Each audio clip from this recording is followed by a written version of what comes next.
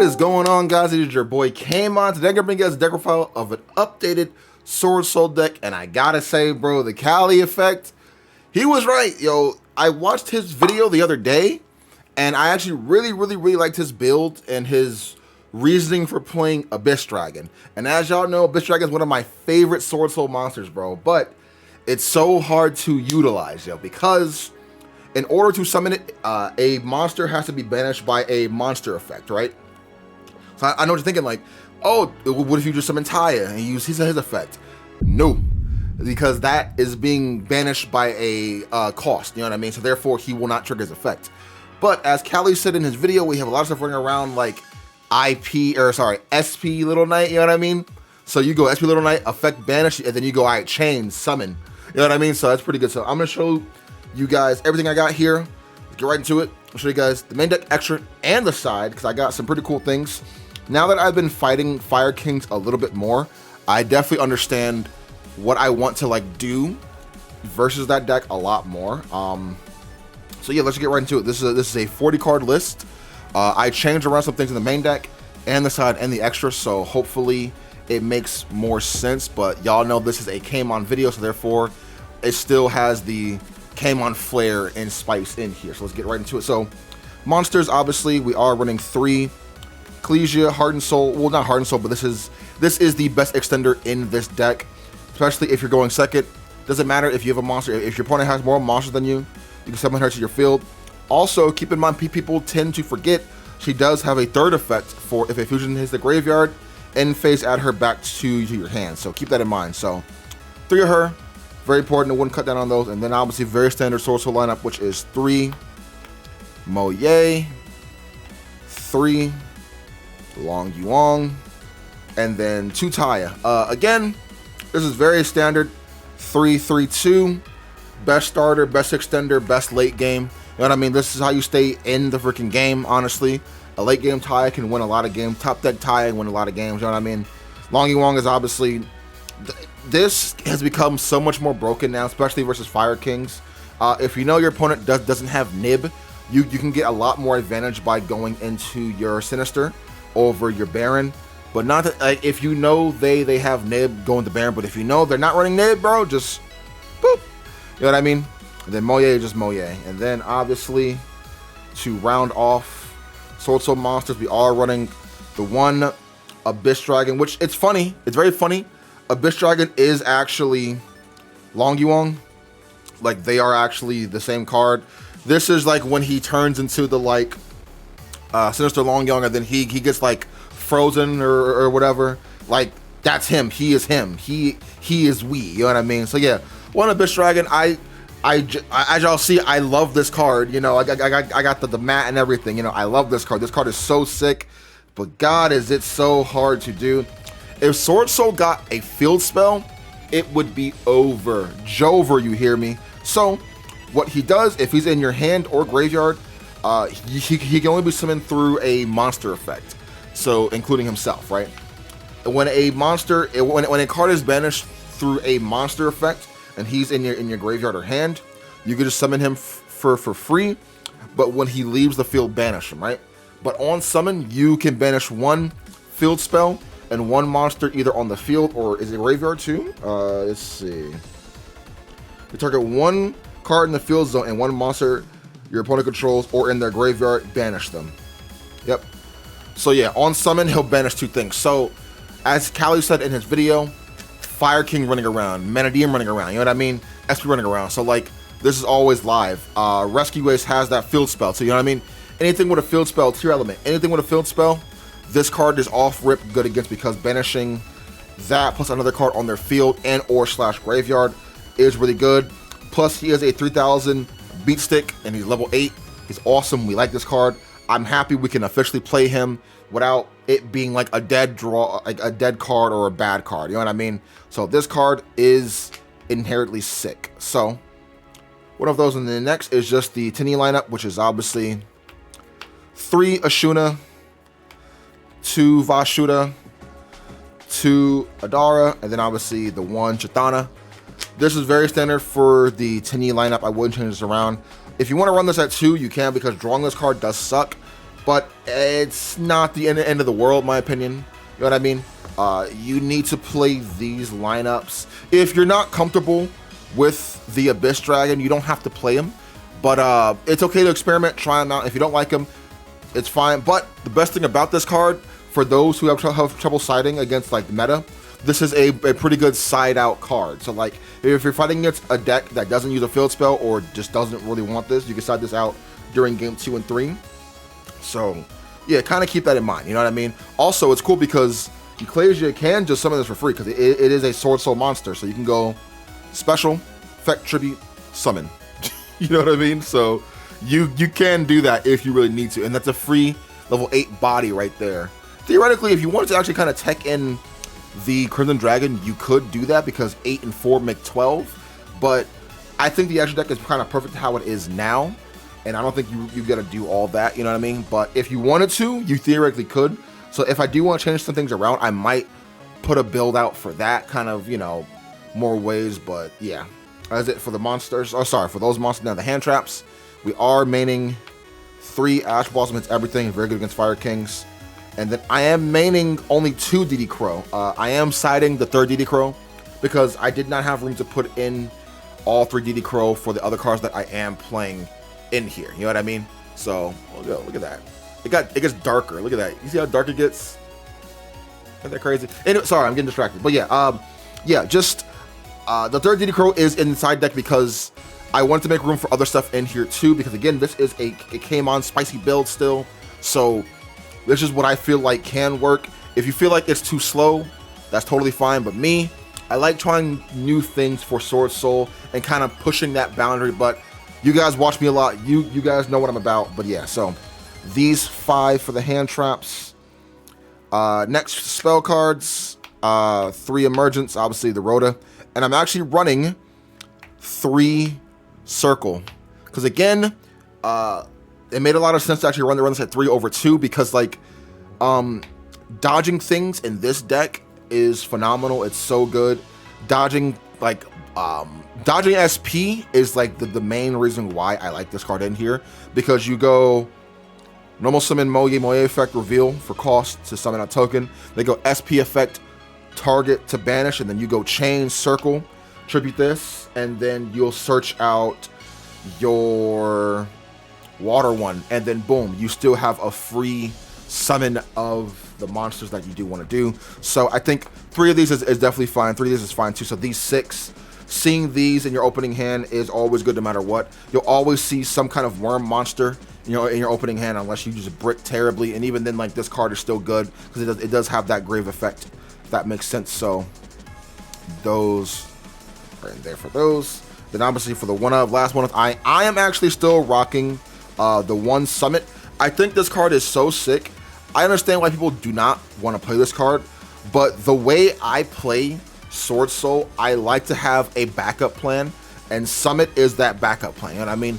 Bringing back your worm monsters from the graveyard is so good, especially if you do get nibbed or whatever, or if you do get rid of them somehow with another card. Summit just brings it right back, and it's another target to actually banish. So you do get the level modulate effect if you do want to do that. So I like Summit at 1. A searchable monster reborn, in my opinion, is always good no matter what. So it's like, why not just play it? You know what I mean?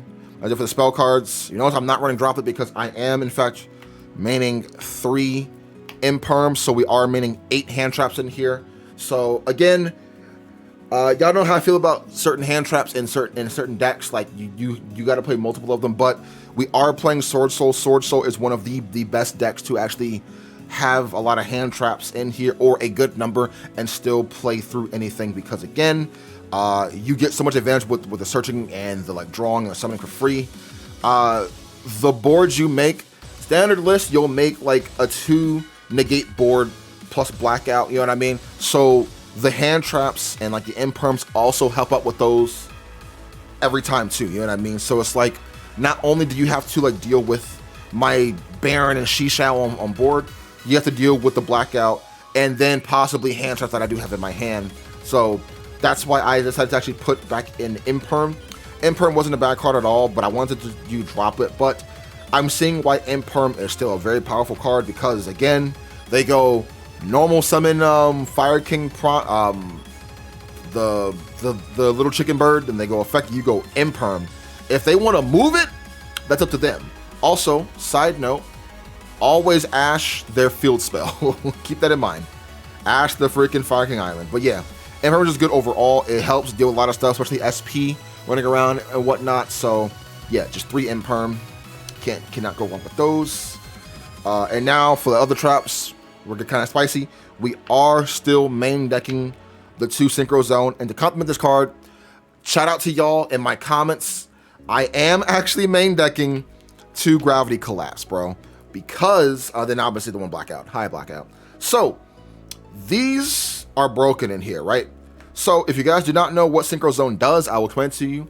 While face up on the field, neither player can declare an attack unless it's with a Synchro monster, right? So if you have like a Fenrir and like a Baron, you can't go into battle Fenrir attack. You can't do that. Only Baron can attack. So only Synchro monsters in the field can attack, right? First effect. Second effect, if a face-up Synchro monsters you control leave the field and hit the graveyard except during the damage step, and they're non-tuners, you can bring one of them back to the field and it becomes a tuner, right? So that's really, really, really, really good, right? Third effect, during your opponent's main phase, you can tribute this card and then Synchro Summon during your opponent's turn. So therefore, you can make a good Boxia on your opponent's turn. So this card actually helps fight against Labyrinth. So what I mean by that, like, because most Labyrinth players are main decking Dimensional Barrier, you know what I mean? So most 9 out of 10, if they know you're playing Swordsoul, they'll go D-Barrier, call Synchro, and you're just like, alright, cool. Set, like you'll have a Moye plus token on the field, then you have to pass. But at least with this right here, bro, you'd be like, alright, cool, pass. Draw phase. If they do anything, you go activate effects, tribute, Synchro Summon, make Boxia, spin a card. You know what I mean? Or if it's Taya plus a token, spin 2 cards. Or if it's like Longyuan plus token, make a Baron on it. You know what I mean? So like this card overall is super duper duper good. A good floodgate card that doesn't affect us whatsoever except for our extra deck for like 4 cards, but that's about it. The reason why I'm pairing it with Gravity Collapse, right? How this card works, if your opponent summons a monster, it has to be a inherit summon. So like if they go normal summon or special like Cyber Dragon, you activate this, you tribute a Synchro monster you control, send it to the graveyard, negate and destroy that monster summon, and then for the rest of this turn, your opponent can summon any monsters, right? Reason why these 2 are good, because this face up on the field, they summon a monster. If you use Gravity Collapse, let's say you have your Shishao, right? You go activate this during the draw phase, whatever. They go, I don't know, normal summon Rabina. You go Gravity Collapse, tribute, negate and destroy, since in the graveyard, they can't summon anymore. This triggers, bring this right back. Because it doesn't state by your opponent's card effect, it just states if it hits graveyard by a card effect. So that includes even your own stuff. So these 2 combinations are really good. And Gravity Collapse is one of those cards where it's just a blowout card versus any deck, you know what I mean? And the reason why we are maining it was because like it does kind of count as a very powerful floodgate. Yes, you're required to have a Synchro monster on your field to actually use this, but it's like that's all you ever summon. And 9 times out of 10, Swordsoul will only ever summon just 2 big Synchro monsters anyways, so that's not enough to fight against this meta, you know what I mean?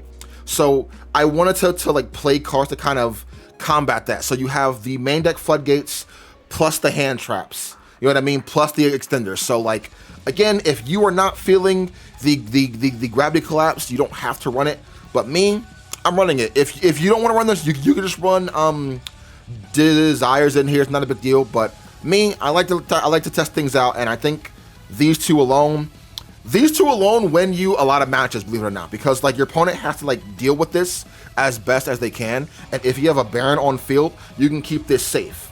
They summon anything, you tribute Baron to negate and destroy that, bring Baron right back, and Baron has her negate again. So that is why I am running these 4 in here. I think this card is super good. This card since, so definitely pick this card up now if I was you, because like there might be one deck that plays this, and they're gonna be like, yo, this card is broken. You know what I mean? And then obviously Blackout is just Blackout. So that's it for the main deck. They're solid 40 cards. I like it a lot, actually. I really, really like it a lot. I think it's very consistent. Again, make an argument of running a Pot of Desires in here and or Upstart if you want to. But me, I don't think you really need to run that card anymore if you don't want to. And I personally, I don't want to. So yeah, let's go to the extra deck. Yes, sir. It changed a bit. This is a budget deck, but like the way I have it built, it's not really budget. I'm gonna be honest, because you're trying to kind of maximize everything that you do have and play in its best ability, because Swordsoul needs it. So with the links, we are running 2 Monk of the Tenyi, the 1 Shaman, and then obviously the 1 SP Little Knight. Again, you need this card because it's a good card to have, and it does combo off with your Abyss Dragon. Also, for those who are saying it's too expensive, if you buy cards on TCG Player anyways, if you want, I think it's over, if you do it over $30 or more, you can do the like pay later thing, you know what I mean? So you can essentially buy this for like 30 bucks every 2 weeks if you really wanted to, you know what I mean? So you can get an SP or any card you want to, just do the pay later thing. So yeah, anyways, these 4 are the only links that you do need. There are times where like I do low-key miss Monk, but it's like, it's not that serious, you know what I mean? Like the way this deck plays, you don't really need a third one like that. So now, Synchros, obviously I am running the 1 Yazi, only level 7 that we are running, and the only one that we do need. For the 8s, 2 Boxia, 2 Shishao, round off those right there. Combined with the other 8s, which is the 1 Draco Berserker, and then obviously the 1 Dragite. These 2 are just really, really good. You have this in here because whenever you are Wormed Lock and you already summoned this first turn, you know what I mean? You want to make another level 8, this is the best option, you know what I mean? Because there are times where like you are Wormed Lock, and it's like, you can make a backseat if you want to, but you're not spending anything, you know what I mean? You're not bringing anything back. So, and there's no point in making 2 of these, you know what I mean? Pointless, you want to save 1 for later. So, this is the best option to actually make, because it's a good worm. And then Dragite is a really good negate, because we do run Summit. If you open up Moye plus Summit plus Long Yuang and or Emergence, you get to make a Shishao, a Baron plus this, and you're good to go from there. So yeah, one of those. Now for the 10s, we are actually running the 1 Sinister, Broken card versus Fire Kings. Also, this card is unaffected by Typhon, bro. This is 2900 attack. Typhon does nothing to this card, bro. So keep that in mind. So one of this, they summon Typhon, you banish that, boy. See you later. So one of this, 1 Chang'Ying, our king. Obviously can't run this deck without it. And then obviously the 1 Baron, round off the 10s. And the last monster I am running in the extra deck is the 1 Typhon, because why not utilize the best that you can with this? Yeah, I think the extra deck is very, very, very solid. If you don't want to run Typhon, you can theoretically run the 3rd Monk or Savage or whatever, or Chao Fang if you really need to. But me, making this a really good 2, because like again, Swordsoul is one of those decks, if you're top decking, it's just ridiculous, bro. It's so hard to like fight, you know what I mean? So it's better to be like, I'm gonna go normal summon, I don't know, Taya. Boom. You know what I mean? Like, it's just makes it easier. Or if you want to summon out your Ecclesia, boom. You know what I mean? Just whatever it is you need to do. So that's it for the main extra. Now, let's go to the side deck. And again, you get this token from eBay. This is the secret version of Ecclesia. And I get these tokens from Etsy.com. Not a real Swordsoul player unless you have tokens, bro. I gotta be honest. I'm joking, but yeah. Because I get comments all the time asking, where did I get these? Where did I get these? And you get them from Etsy. eBay, Etsy, all right? So anyways, let's get right into the extra, the side deck. So the side deck, I am siding 2 Nib, and obviously, like I said, the 3rd DD Crow. If you want to run this in the main deck, you can. Maybe you could take out another card in the main deck, but I don't mind siding this because DD Crow is very, very, very good versus Fire King, but against certain other decks, well, it's good against everything. What am I saying? But there are just times where I'm just like, damn, I don't really need this card right now. So I think siding in the like 3rd one is pretty good too. And just Nib is just Nib. Nib's a good card. People are not playing around it. They're not respecting it. Like this deck does not respect Nib. I don't really care about Nib because we are running Summon in here. So yeah, just these 3 for the monsters. For the spell cards, I'm actually main decking 3 Spellbound because Shinthurion. I don't know how to say it. I'm gonna be honest. I don't know how to say it. I don't know how to say it. But yeah, that deck is busted. So 3 spellbound. You know what I mean? Just super good. It's very, very good versus a lot of deck too, especially like Thunder and all that stuff too. Mana DM, etc., etc. Next for the other spells, we are rocking 2 Thrust, and the targets I am doing is 1 Regeki and 1 Duster, because shout out to Max again for this. No point in running Storm in here, because bro, if you're gonna go second, your opponent knows you're gonna side Storm. They're gonna sub everything in the defense mode. Regeki don't care about the defense mode stuff, bro. I just be like, all right, Regeki, Duster. These 2 do what Storm does. You know what I mean? It's just Storm is just both of these combined. It's just, you know, Storm doesn't hit monsters in defense mode. So just hitting them with a Regeki feels nice, bro. Feels nice, feels wonderful. So yeah, that's it for these 4. Everything else is just trap cards. I am siding 3 anti-spell. This card just wins against Fire Kings and most of the decks in the meta. Mana DM, Fire Kings, a lot of stuff. Rogue stuff too. Just anti-spell, just such a good card. I don't see why we wouldn't run this card, honestly. It wins a lot of things. And the last cards we are running, it's obviously 2 evenly matched, because it's a searchable card off of your Thrust. And again, you can search out Imperm 2 and all that stuff until you do have targets. So yeah, evenly matched is too good of a card to not run in here. So why not just run it? You know what I mean? Good going first, good going second. Just a good card overall. But yeah, man. That's everything for all. Hope you guys did enjoy. Make sure you like, comment, subscribe to the video. See you guys next time, man. Have an awesome one. Peace.